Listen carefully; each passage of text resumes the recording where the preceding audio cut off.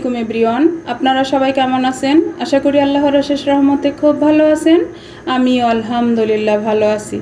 তো আজকে আমি আপনাদের সাথে শেয়ার করব কাচুরি মেথি কিভাবে বানাতে হয়। আমরা তো অনেক দাম দিয়ে বাজার থেকে কিনে খেয়ে থাকি।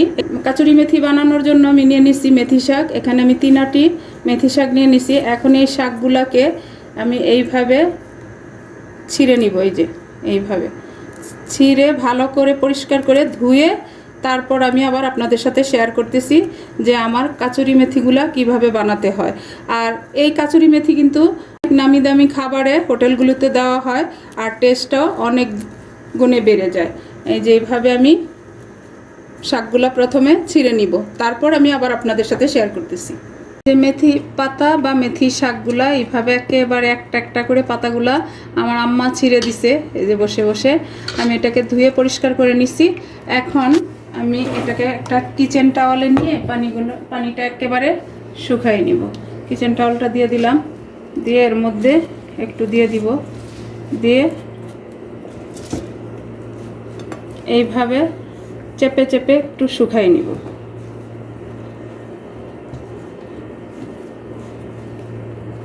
পানিটা শুকাই নিলাম।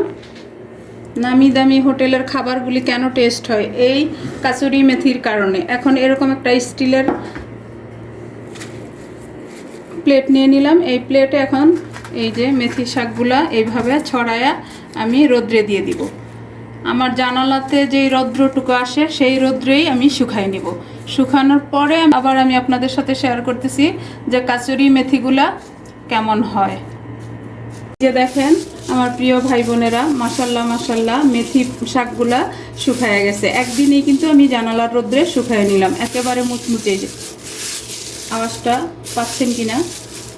আর আপনারা চাইলে বাহিরে রোদ্রেও শুকাতে পারেন, যার যেভাবে মানে সম্ভব হয় ওইভাবেই শুকিয়ে নেবেন। এখন এই মেথি পাতা বা মেথি শাকগুলা কিন্তু কাসুরি মেথিতে পরিণত হয়ে গেছে। এই কাসুরি মেথি যদি যে কোনো রান্নাতে দেওয়া যায় তার স্বাদ দ্বিগুণ হবেই। বড় বড় হোটেলগুলোতে কিন্তু যে কোনো রান্নাতেই ওরা ব্যবহার করে। তো এই কাসুরি মেথিগুলা এখন আমি একটা এয়ারটাইট বয়ামে ভরে রাখবো। এখন আপনারা চাইলে এটাকে একেবারে গুঁড়া করে নিতে পারেন ব্লেন্ডারে, আর ব্লেন্ডার লাগবে না, হাতে এইভাবে এই যে একটু গুঁড়া করে নিলেই হয়ে যাবে।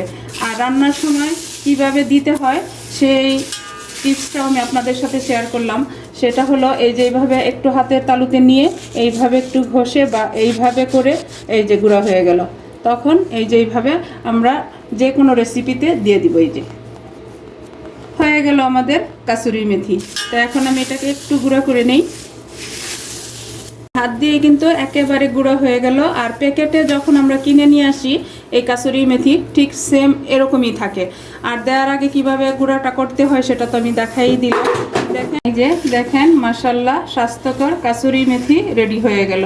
এই কাসুরি মেথি একেবারে নির্ভেজাল, বসে নিজের হাতে তৈরি করা মানে একেবারে অথেন্টিক এবং পিওর, এতে কোনো রকম ঝামেলা নাই। তো এখন আমি এই যে এরকম একটা কাচের বয়ামে ঢেলে রেখে দিব। এই 3 আটি মেথি পাতা বা মেথি শাকে এই যে এতটুকু হয়েছে, এটা কিন্তু অনেক দিন খাওয়া যাবে, কারণ এটার এত সুন্দর ফ্লেভার এখনই আসতেছে বা সেন্ট এত সুন্দর আসতেছে।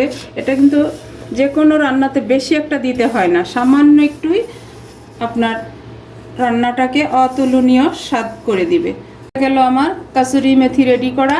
এখন আমি ঢাকনাটা লাগিয়ে দিব। আর এটা ফ্রিজে রাখতে হয় না। মশলা যেমন আমরা বাহিরে রেখেই খাই, ঠিক এইভাবে বাহিরে রেখে দিবেন, যখন আপনার প্রয়োজন তখন দিয়ে দিবেন। এটা আপনার যতদিন খুশি অতদিন রাখা যাবে, যেহেতু এটা শুকনো।